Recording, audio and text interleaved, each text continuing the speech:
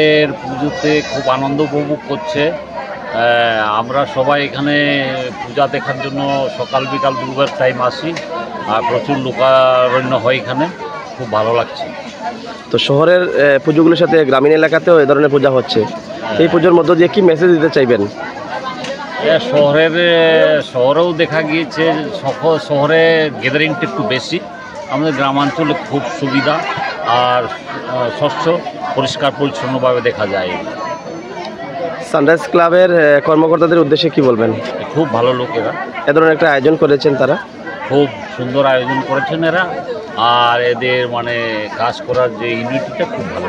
প্রতি বছরই আমরা মায়ের আরাধনার প্রতি হয়ে থাকি, তো এবছরও তার ব্যতিক্রম নয়।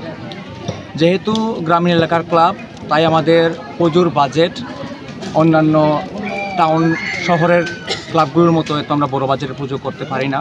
তারপরও আমরা প্রতি বছরই আমাদের গ্রামের এলাকাবাসীদের কাছ থেকে সরকারের নিয়মবিধি মেনে চাঁদা কালেকশন করে আমরা প্রতি বছরই মায়ের আরাধনার প্রতি হই, এবং গ্রামবাসীরাও প্রতি বছর স্বতঃস্ফূর্তভাবে আমাদেরকে সহযোগিতা করেন।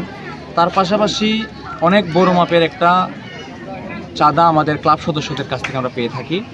তো এবং এবছর আমাদের পুজো প্রায় 35 বছর পূর্ণ হতে যাচ্ছে। তো অনেক পুরনো একটি ক্লাব আমাদের সানরাইজ ক্লাব।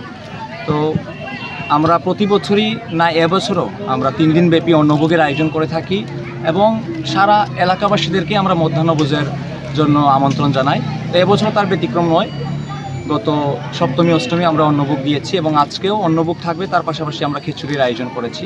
আপনাদের বাজেটটা কত টাকা হাতে? আমাদের এবার পুজোর বাজেট প্রায় 4 থেকে 5 লক্ষ টাকা।